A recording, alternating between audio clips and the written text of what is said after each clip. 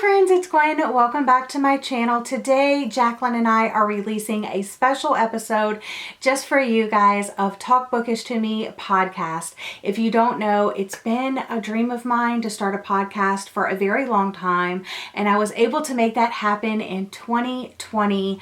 In September, our very first episode of Talk Bookish to Me released to the world, and it's been such an amazing experience and a different way to connect with you guys. A lot of our viewers do come from YouTube because Jacqueline and I both do have a YouTube channel. So that kind of translates over to our bookish podcast. But we're not going to release these videos often. We released our first 3 videos as audio files, and you guys said that you really wanted to see a visual version of the podcast. And you'll see it's not too exciting, but we wanted to do this for you guys for Christmas. So Merry Christmas to all of our listeners and viewers of the podcast and our YouTube channels. I hope you enjoy. And yeah, I will have all of the information for the podcast linked in the description box and down below for you guys. In this podcast episode, which actually released today, we talk all about how to set goals for the new year, and we share some of our goals for the new year. So welcome to the video. Welcome to the podcast. I hope you guys enjoy. Bye. Hi friends, I'm Gwen. And I'm Jacqueline. Welcome to Talk Bookish to Me, the podcast where friends get together and talk about books.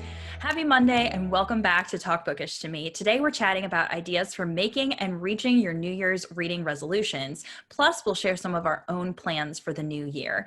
This is an exclusive episode where we are sharing behind the scenes of us recording the podcast. So hop on over to our YouTube channels to watch that. The link will be down below. It's crazy to me that it's December. I mean, I feel like this has been both the longest and shortest year ever. But indeed, it is December. And if you're like us, you might be thinking about your reading goals for next year. I don't necessarily like to think of them as New Year's resolutions, but you know what works for you. But first, let's talk about our current reads. Yeah. So for some reason, every single time we record, I'm literally like, I just finished a book and I'm getting ready to start a new one. I'm not like technically currently reading one. Yeah, I just finished a book too. Yeah. So I think what I'm going to start is He Started It by Samantha Downing, because I'm trying to do that like NetGalley 100% by the end of the year. And that's one of those on there. Plus I'm doing a secret TBR vlog for that. So I think I'm going to start with that one, especially because it's from the library. Like I got the physical copy from the library. So that way I could read it not on my Kindle. I really hope you like it, because I really liked it. I don't know, like I think I probably liked the first one by this author better, but this one was really good. I mean, it was like 4 stars. It was like almost 5 stars. Like, am I being too picky? Probably. Yeah. The first one, My Lovely Wife, I rated 4, so I'm worried if that maybe you rate this higher. Like it was really, I don't know, but good. The whole, like, didn't you say it's like an inheritance story, and like I don't really like those, and it's like a road story, but it's not focused on that so much.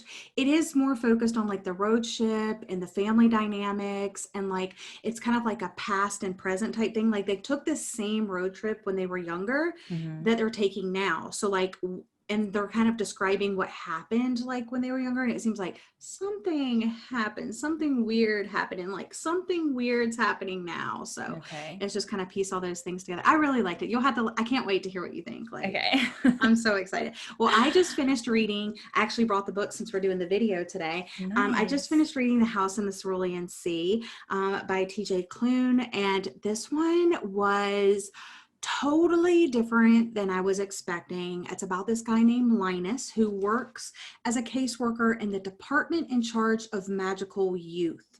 And he is sent by this management team on this secret assignment to go to this orphanage right here. And it's like this orphanage on an island, and they have magical children there, and he's kind of like overseeing it all, and he's given files. So when he gets there, he's like discovering things. It was really different. I mean, I really, really enjoyed it. I gave it 5 stars, but it was totally different than I was thinking. Like, I don't know what I was expecting going in, I guess, because everybody's been raving about this book, and I've just been like, what is it really though? Because Yeah. like on the back it says 1984 meets the Umbrella Academy with a pinch of Douglas Adams thrown in. And like, oddly enough, I hate 1984, but I Yeah. love the Umbrella Academy. And I'm like, it's kind of that.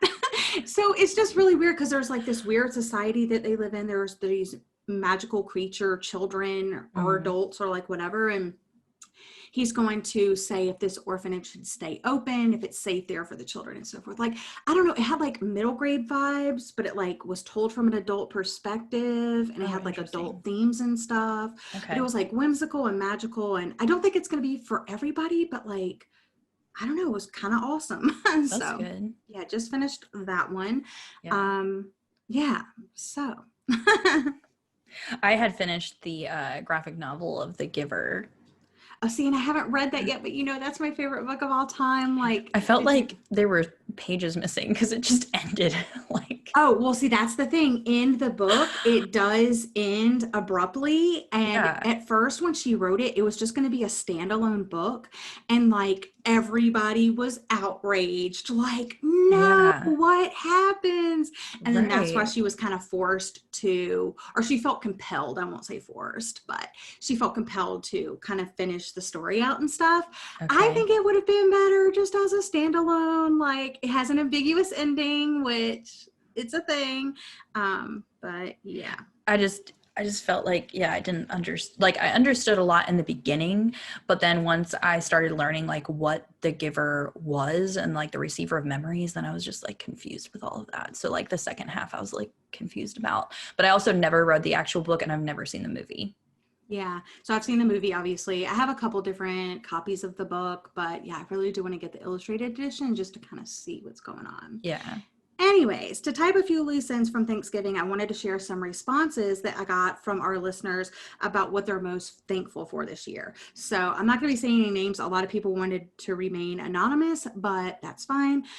So the first person said the lessons that they've learned this year, time with their loved ones, passion from everything beautiful, art, people, and college. My husband, I've really been going through it this year, and he's been incredibly supportive. Being able to move in the middle of COVID after preparing for it for a long time, spending time on my personal growth away from all the social obligations that distracted me, having a job where I'm appreciated, home and family and friends.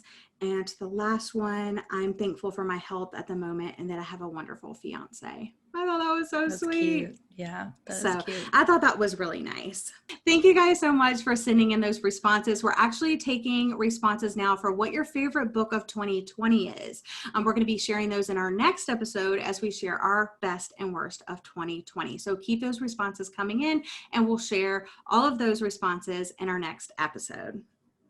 Now let's jump straight into a plan of action for making and reaching your goals. Okay, so step number 1, guys, you need to identify what your particular goals are. For some people, this will be easy. For others, it might be harder to kind of narrow down. Take as much time as you need coming up with your goals and tailor them to what you really want to achieve. This is not the time for comparison, you guys. I imagine that most bookish resolutions or goals revolve around an amount of reading, such as read X number of books or read more, but try and get creative with it. Such as read 2 books per month, or read before bedtime, or listen to more audiobooks. You can make goals focusing on things other than the amount of books you want to read too. Yeah, like try 3 classics, or read an author's backlist, or only read from my shelves. You can literally make one goal or many goals and get as creative as you'd like, or keep it simple. Step number 2 is all about reaching your goals by setting yourself up for success. I suggest making a plan, which you might stray from, but at least you'll have a roadmap for how to get back on track. Here are some tips for helping you maintain your course. I think this is like the number one thing that both you and I, because some people are just really afraid about it, but like, don't be afraid to DNF. Absolutely. And you know what? I still, as many times as we have mentioned it on this podcast, people are still like, I don't know. I mean, maybe, I guess they're completionists, but it's like, I'm only going to be a completionist if it's something that I like. You're getting a phone call. I guess. Sorry. What was I saying now? No, I was just saying, the like, completionist thing. I was yeah. gonna say, like, yeah, some people, I guess, because they want to be like a completionist, like no matter what, but I only want to be a completionist in things that I'm actually like enjoying or would have like a really good end goal. But I feel like reading books that you're not really enjoying or you're not into, like, I don't get satisfied at the end when I finish it and I still didn't like it. Right. I think there's a time to challenge yourself to push through, and then there's a time to not, because I think most of the people we're talking to are doing this as a hobby, as something for fun. And if you're not having fun, is it really a hobby? Or Mm-hmm. so, yeah. So I just do it once. You will feel so much freer. Just release the pressure, DNF that book. It doesn't have to be a permanent DNF either. It could be a temporary DNF, like you're just setting it aside to try something else. And then you can always go back to it. Yeah. Another tip is to integrate reading into your other hobbies. Like if you're doing a puzzle, you can turn on an audiobook, or if you're taking a walk, listen to an audiobook, which I did take a really long walk today with my boss, which was really, really fun. But yeah, it's great. Like I used to do that before I had like somebody to walk with. I would listen to an audiobook and you're not even thinking then about like, ew, I hate walking right now, you know? Yeah. Yeah. It makes your walk go so much better. Yeah. Then you can make it social. So join a book club or try a readathon, buddy reading with a friend, or, joining somebody for a book discussion. I'm a terrible buddy reader. But I think making it social for me is more like a social challenge. Like when we have Mm-hmm. the team challenges in my book club, I am so focused on reading. And I think it's because there's like a really cool end goal. You don't want to like let your team members down. So yeah, I like that. I do better with that, I should say, than like buddy reading. I'm like the worst buddy reader in the world. And then read more and be on the internet less. Try like a social media detox. I know we've talked about that before in our reading more episode. But yeah, those are all like things that you can do. So we shared a lot of ideas on how to read more in our second. Oh, Keep going, girl. I didn't realize I was there. No, like I already talked about that episode, so. Yeah. Okay, moving on. All right. Okay. Step number 3 is all about tracking your progress. You don't know if you're reading more if you don't have the information on how much you're reading already. So websites like Goodreads or Storygraph are great online tools to help you track your reading. You could also get like a reading journal or make reading spreads if you're into bullet journaling. I know you do that. I know I do that. Think about what information you want to track and see which tools fit your needs. So try out a different couple methods, see which one you like better. Bonus tip, if you belong to a book club or have a reading buddy, let them know your goals and help each other achieve them. So I figure like me and you share our goals. So like if you're slipping or something like that, I could be like, hey, Jacqueline, like, have you been working on your NetGalley Animal Crossing? Like maybe we shouldn't play another hour of Animal Crossing. All right. So do you want to go ahead and hop into some of our goals? I figure let's just start with our reading goals. Okay. So my goal is going to be 100 again. I should say a couple years ago, I decided to do, I think like 60, and then I went above that. So then I went to 75 and I went above that. So then last year was the first time I did 100 and I went above that. But I feel like making a goal above 100 is just too unrealistic for me. So I'm just doing 100 again because I don't know if I'm going to be able to hit the 100 this year. I might be a couple behind. I'm not sure. So reading goal is 100 on Goodreads. My NetGalley goal for this year was to get to 100%, and I'm almost there. And so I want to keep that 100% throughout the whole year of 2021. So like if I request books or get accepted or whatever, who knows, months later, I want to like put those on my TBR as soon as I get accepted. So that way I can get back to 100 and I don't feel overwhelmed by like 12 books coming in and like me keep putting them off and putting them off. I'm like a numbers type of person. So sometimes. I wonder, do you think that will limit you the number of books that you request? Or you think you're just going to go crazy and just have these crazy TBRs? No, I already like do limit what I request on NetGalley. I usually only request things that are like my most anticipated books. Okay, cool. So or if I already know that there's a book that I'm definitely going to read and then it becomes like a read now or something like that, then I'll request it because I'm like, oh, well, I'm already going to read it. So I'll just go ahead and put like a review up on NetGalley for it. But no, I'm like very particular, and I usually only request books that I've like heard about that are like pretty popular. I'm not going to request, because when I've tried to do like more indie type books, I guess, then it's like harder for me to get those like read and reviewed. And I don't feel like, I don't know, I guess it's worth it for the indie authors. I don't know. I mean, I do reviews on Goodreads too, so I'm not sure. But yeah. I did start getting into nonfiction memoirs at the end of this year. So in 2021, I do want to read more of those, like kind of start broadening out, because I usually say, oh, well, I read like thrillers and romance. But now I definitely know that I like the nonfiction memoirs. And I also want to get more into like horror and make sure I'm reading like diverse reads as well. Because before it was just like, oh, I only like thrillers. Like, so that's all I'm going to like pay attention to. I want to pay attention to more books this time. And then just keeping up with my arcs better, because even my print arcs, like I got behind this fall just with everything going on. And so I definitely want to make sure that I keep track of those. I think it'll be better since I'm not making like a monthly TBR of like all the books I have to read. I think it'll be better if I'm just like, okay, maybe here's a NetGalley book and here's an arc, and like those are the ones that I absolutely have to read, and then I can just do whatever I need with the other books and I'll feel better. Yeah. If that makes sense. Yeah. So I always set my Goodreads reading goal. Like I want to read 52 books a year. And I do that because like before I was a teacher, so thinking like, okay, 4 books in a month, you know, 1 book per week, I can make that happen.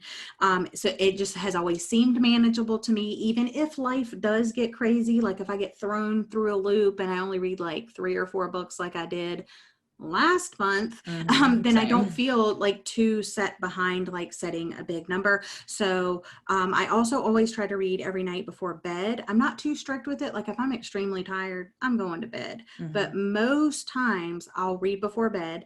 And I recently started reading a couple of thrillers this year, kind of like you with memoirs. I kind of have started that as well, thanks to you. But I kind of started reading a few more horror, and I started dabbling in different types of horror and trying to find like my footing, if you will, in the genre. So I want to definitely explore that more and see what subgenres I enjoy.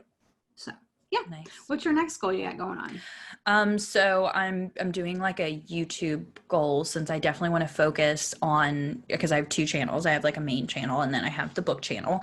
For my book channel, I want to hit, like my goal is to hit 10,000 subscribers this year. And then for my main channel, I want to hit 15,000 subscribers.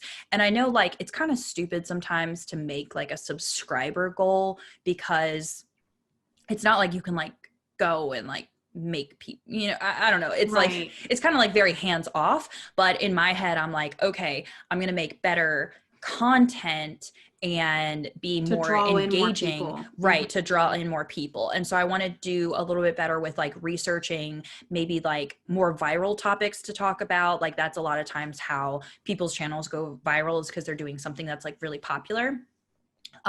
So I want to do that, but also I want to try and collab a little bit again with some creators, because I know this second half of the year, I just was way too busy and I could hardly get my own content up, let alone like think about collabing with other people and like, you know, that type of thing. But I do want to, you know, really collab with my friends. I mean, like I do with you, but like collab with like other friends on BookTube or Instagram or whatever it would be.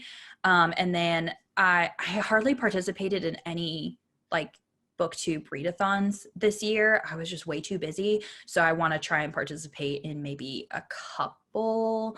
But that's it. I mean, I'm just doing the same thing actually, like the spoiler vlogs, reading vlogs, and then secret TBRs. I really don't have many. It's so funny because like I think at the beginning of the year you were all about like, oh, secret TBRs are so and now you're like, oh, I love secret TBRs because they're just fun. I think because it's like a surprise for the viewer. And, you know, you Yeah. always know what you're doing. You always know what your plans are. So it's not like a secret to you, obviously, but it's kind of like when you do monthly TBRs, or I found myself, I would always be like disappointed, like if I didn't read the books I was telling them.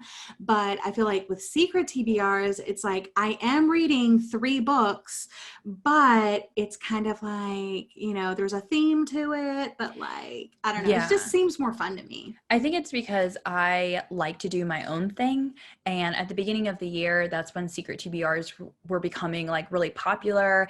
And I feel like Kayla, like from Books and Lala, kind of like coined a lot of the secret TBRs. And so then everyone started like following in her footsteps and doing those. And I am not a follower. I like to have like my own creative ideas. And so I didn't want to like, it just turned me off at the moment to be like, oh, I'm going to do what everyone else is doing. And just all of a sudden Yeah. secret TBRs are taking over I feel like this BookTube. is a whole discussion that we could have like in a totally different episode. Oh my gosh. Yeah. But like honestly though, like I feel I've been on BookTube forever. I'm like one of the ancient ones.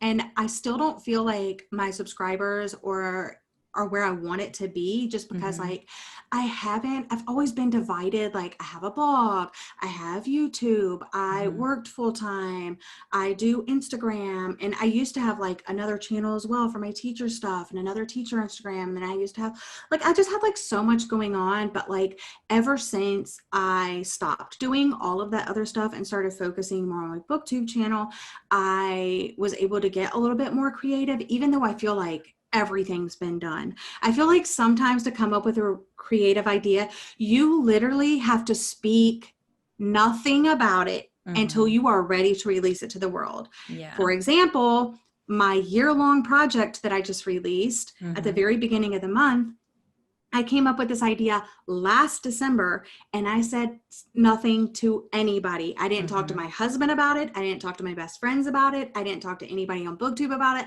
Yeah. I just went for it. And it's my flashback reading vlog series, where basically I was doing and recording reading vlogs, because I knew reading vlogs were very, it kind of hit a spike in 2020. I feel like Yeah. they were spiking at the end of 2019. And I thought, this is something that people really like. Mm-hmm. I'll just do a reading vlog every single month. Mm-hmm. Now, who knew that COVID was going to pop his Right. little head in and be like, hey, guess what? I wasn't expecting that. And you can really tell, like January and February, I'm all happy. I'm talking about like going out and doing things. And then March, I'm like, hey guys, I'm stuck at my house. But like that project took obviously a lot of planning. Mm-hmm. And then it took me a year to do. So projects Yeah. like that take longer. And I think that because we do have so many other hobbies, it's kind of hard to narrow down these like secret TBRs. I don't like calling them secret TBRs. I call them projects, because Mm-hmm. that's what it feels like to me when you're doing something like that. But Yeah. Yeah. And I mean, I guess you can do like different ones compared to like what other people do. But like you said, like eventually all of the ideas get reused and taken and stuff like that anyway. But it's just nice sometimes to like not fall into the exact same pattern as everyone just because that like that's popular. all right, I'm But about to spill some tea. Here's my thing. yeah. This is something I love and hate about BookTube. I love that we can all do the same video. Mm-hmm. You know, like one that I think has been really popular is reading another booktuber's favorite books. Yeah. You know, but how everybody handles it and does it a little bit differently. Mm-hmm. And how I feel like every time I watch one of those videos, like you've done me, I've done you, like you've done other people, I've done other people. Like I feel like every video is different, and I like how everybody can put their own spin on it, you know? But what I don't like about BookTube is no one, I feel like, ever gives credit for an original idea. Yeah. I feel like, you know, Vlogmas, like if I asked 10 people who came up with Vlogmas, nobody would know where Vlogmas came from. Mm-hmm. And it's just sad, because I feel like, you know, especially as the book community, we're all about, you know, not plagiarizing and giving credit where credit is due and quoting people correctly. And like, you know, we're these scholars or whatever. Like, I feel like we don't give enough credit. And so it really just kind of frustrates me when, I'm not saying you have to go out and be like, I'm doing a, I'm reading someone's favorite books and, oh, this idea came from whatever. But I mean, if you see an idea somewhere and then you go to do it, like say, I saw this idea on Jacqueline's channel.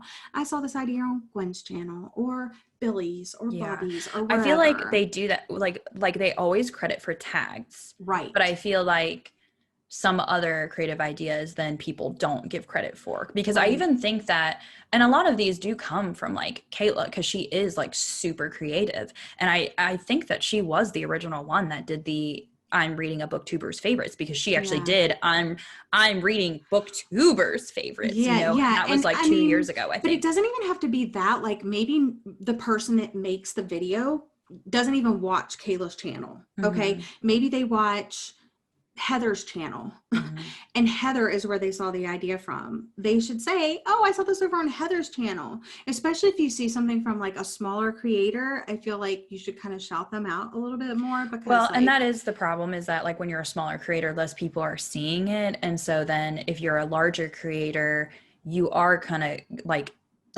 they might have both made original content, but the larger creator is going to like that's going to be shared more, if that makes sense. Like they're going to remember that if someone explicitly does come up with an idea or says, hey, I want to do that, and they saw it on a different smaller creator's channel, mention the smaller creator, because like I don't know, it's just like a whole thing. I could get into like a whole thing talking about BookTube. Maybe we'll just have to make that an episode. I should, like, that's actually a really good goal though. Like when I talk about I want to collab with more people, I think that a lot of times YouTubers' goals are to collab with the big YouTubers, but I think that, I mean, I'm not like big, but I'm not like super tiny either, but I think that I should make my goal to collab with these smaller YouTubers. Like I think that should be not just like, oh, I want to collab with, the people that are like the biggest on BookTube.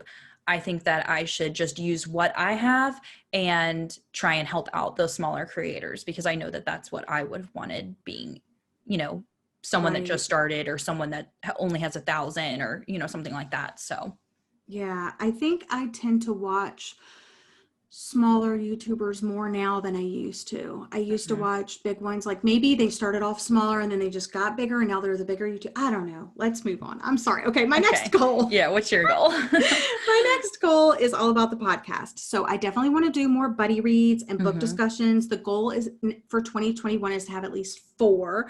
I'd also like to start inviting guests onto the podcast, which I have a few names in mind, but I'll keep those a secret. Of course, Jacqueline and I know, but like, don't want to spill the beans for now. And of course, increase listenership and grow the Instagram for the podcast. So if you don't know, we have an Instagram. Hop over there. Yeah. Follow us.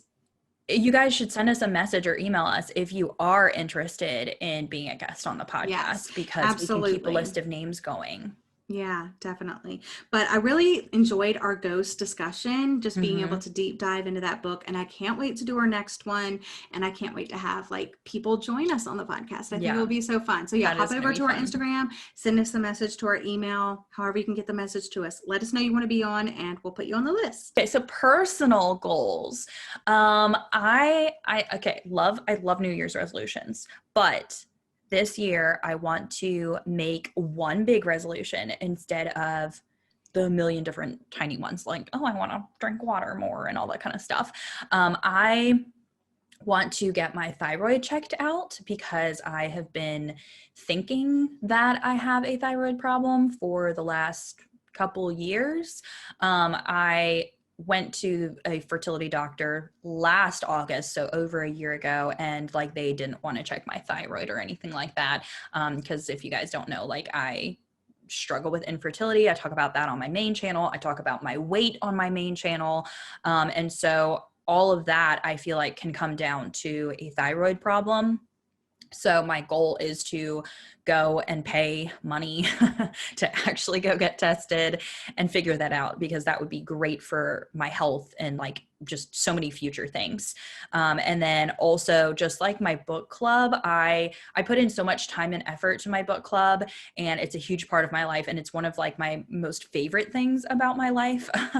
And I want to just like keep that momentum going. Like I mean, it's not really a goal, but like, obviously I feel like I don't even have to make the book club a goal because I enjoy it so much. Like, it doesn't feel like work to me when we are like brainstorming new projects. Like, it's the only thing I want to do in my day. Like, it's just, that is how great it is. And my friends in the book club are just my closest friends. And so I'm just like so excited because we put out so many new things for the new year for 2021. It's like the most exciting part of the year is like opening up all these new things for the new year and all of the members getting so excited about it. And I'm just like I'm just in awe because I started that group. It's just a Facebook group, like out of nothing, out of literally nothing. And it has become book club of one. Yeah, book club of one of me. And to think that it's been a little bit over 3 years and to just see how it is. So, I mean, just my goal is obviously just continuing it, like keeping it real, raw, fun. Yeah. So I love it. And I'm thankful for all of like every single human being on my leadership team that helps me run it, because I would not be able to do it by myself. Like, there's so much detail in it. And I'm just thankful that I have so many ladies that want to work for free for me. Thank you for your free employment. So as far as personal goals for myself, I'll share my social media goals first, I guess. And that's to continue growing organically and naturally and honing in on making videos that I enjoy making and that my viewers like watching. I think that's like the perfect balance. You know, you gotta like what you're filming and editing because it takes a while, but you also want your viewers to be really excited about it. So finding that balance. Still doing it 6 years later.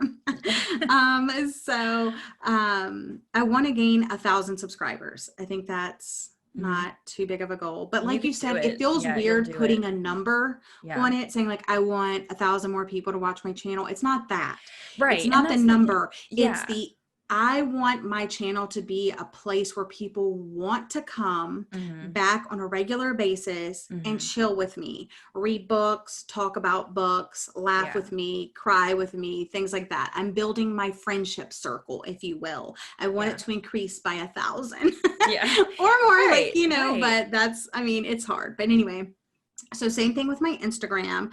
I don't think I'll ever crack the code on the algorithm, and that's okay. I'm fine with that. I also joined the book club this year, and it's been amazing. Like,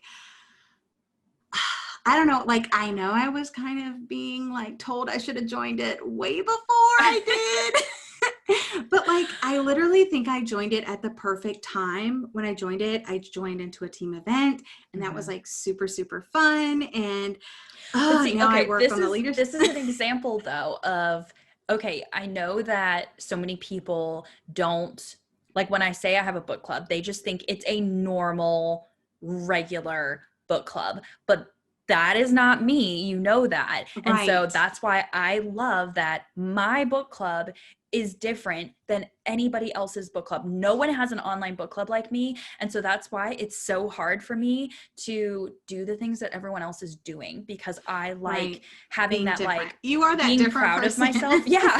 I think it's also just because I've always been different. Like, I come from a big family. I've been homeschooled my whole life. Like, we just always thought to like think outside the box.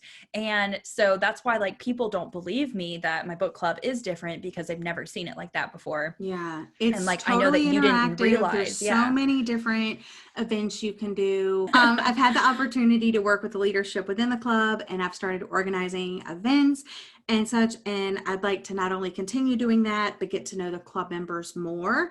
This month, I'm about to talk about it a little bit, but we're doing an event, and I feel like I am getting to know like more members on a personal basis, and that's what it's all about. It's making those connections for me. Like, just back to my YouTube, when I said I want to gain 1,000 subscribers, it's not, I just want 1,000 random people to start watching my video. Like, I want people that talk to me on a consistent basis, that like want to know, what are you reading next? Hey, let's buddy read this together. Oh my gosh, you hated that book. Oh my God, so did I. You know, that type of thing. And I feel like I'm getting to know people in the book club like that. And I just, Love it. So shout out to the book club. As far as real life, non-internet personal goals, I have some things that I want to do around the house. Projects I'd like to tackle. Of course, they've been on my list for a while, so don't know if it will actually happen. But I would also like to continue to cook more, which might seem odd as a vegetarian and former teacher. But I have been all about the quick and easy options for so long. But I've been getting better at this already, but I'd like to continue to get even better. I have Jacqueline to thank for that. I have been cooking up a storm in December. You've been making so many sourdough recipes. I am so jealous. I'm like sourdough muffins, sourdough pancakes, sourdough bread. I'm like, oh my gosh, this is so great. I did brownies. I tried to make brownies. Yeah. I also made fettuccine Alfredo the other night. I did it with chicken for my husband, cook that separately and stuff like that. I love Alfredo. And then of course I used all the mushrooms, and then he had leftovers last night, and he was like, the mushrooms really made it. I'm like, well, we ate all the mushrooms, so. So anyway, so there you have it. Our goals for 2021. Now, Jacqueline, Christmas is rapidly approaching. Yes. So I want to talk about between here and there, because this is the episode in between now. When we talk to them again, Christmas will be over. Yeah. Ooh, that's crazy. We only have one more episode in 2021. So between now and then, what do you got going on? So we're not going to visit anybody. We like to stay home for Christmas, which is great. Moved into the new house, which, this is a new background. So I kept this wall open. Yeah. Look at that light switch. It's beautiful. Look, I have one too. This is when I hit 100,000 subscribers on no matter which YouTube channel it is, one of them. It's going to go right here. My little plaque. I already have space for it. But no, I want to make this into like a gallery wall type of thing. I feel like that would be really cool, because I'm going to be doing Zoom calls here or whatever. Yeah. That's ugly right now, but that's way in the future. I think we have the same color walls. Do we? Yeah, they're kind of like a vanilla cream. Like a vanilla? It looks way whiter on here. It's actually a lot more yellow than that. Yeah, mine is a lot more yellow too. Oh, okay. Then yeah. It's ugly. It's not the color I choose, but I like it. We'll paint it in the future. Plain enough. It's plain enough. My old house, the house I just moved from, was this color before we painted it the white. Oh, okay. Yeah. So I like white better. But white. Yeah, that'll be a little gallery wall. But anyway, I have my keyboard set up right here next to me. So I want to get back into practicing piano, because I played piano my whole life until as an adult. So I want to get back into it. I want to figure out a schedule for my YouTube channels and get back to recording and not recording, filming and editing, putting them up on a weekly basis. I want to, even though we pretty much set up the whole house, there's still some things I want to organize. I want to film a pantry organization. So that's on my list to do in December. I want to play some Animal Crossing. I want to read the rest of my books that I need to read, but because I don't work this month. So this is the perfect time for me to get all my hobbies in, relax still, have a good time with my book club. We have a Zoom call planned on Friday where we're literally going through and planning our 2021 Goodreads shelves and talking about anticipated reads. And I might start setting up my new bullet journal for 2021. I just love this time of year, because I love getting things organized and set up for the new year. I just love organizing. It's a fresh new start. Ever. Yeah. So that's what is on my agenda. Well, my early agenda today, I'm going to try to make those bourbon balls. I'm making those this weekend. So you sent me the recipe, and it's so easy. It is really easy. Wow, I can do this. It's like a 90s recipe. They're all easy. I love it. So I sent my husband into the liquor store to get the bourbon, and he comes out with not one, not two, but 3 bottles of bourbon. And I'm it calls for a 1/4 of a cup fund. And he's like, well, that would have been helpful. I'm did you think we were just going through extra? 3 bottles? 3 bottles? Anyway, so now we have some for sipping, and we're going to give a bottle to our neighbor, and some for cooking or whatever. But yeah, I'm really excited about that. So I'm hoping to make those today, actually. And then, like I mentioned briefly earlier, I'm in the midst of a TBR challenge in the book club. And It is so much fun, and I'm a team leader for the very first time. So exciting. And there's like, how many teams are there? There's like a lot of teams, more than 10. 11 or 12, I think. Yeah, there's like a lot of teams, and I'm one of the team leaders, and I just have my team of 14 other people. So it's me and 14 other people, 15 total. And like, obviously you get to know some people more than others. Like there's quieter people, and that's okay too, and stuff like that. But just like, you're kind of forced to like meet these people and hear from them on a daily basis and stuff, but they're just so sweet and so nice, and I just love them all like so much. They're just like it's like I'm making 14 new like best friends, you know what I'm saying? It's just it's really, really fun. So love that. I'm also representing Hello Lovely for the next 6 months, which I'm super excited for because it's a company that I've always really, really liked. I like supporting small businesses, and this one is like totally up the alley for like book lovers. They have book boxes, clothing, drinkware, candles, tote bags, stickers, pretty much anything. Like they have so many new things coming too that I'm privy to that I'm not even allowed to say. But they have like so much cool stuff, and like it makes great gifts. It's great for yourself. Like, oh, I don't know. It's just so much great stuff. And I have a discount code for that. We'll put all that in the notes of today's episode. It doesn't apply to subscriptions, but trust me, they have like so many other things you're going to want. So yeah, I'm just really excited to be doing that, working in the book club, baking and making fun things. So exciting. I know I need to start baking all the Christmas cookies. Thank you so much for joining us today. We hope you enjoyed today's episode all about making and reaching your New Year's reading resolutions. In our next episode, we'll be sharing the best and worst books of 2020. So if you'd like to share your list with us, email us at talkbookishpodcast@gmail.com or message us on Instagram at talkbookishpodcast. Maybe we can share some of those responses. And remember, there's also a voice message feature built into the Anchor app that allows you to leave us messages right from your phone. And we'd love to start incorporating those messages into the podcast.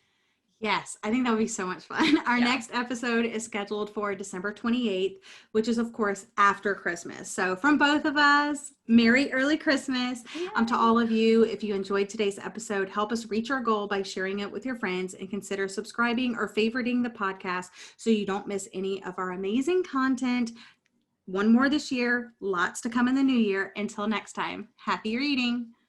Yeah! Awesome.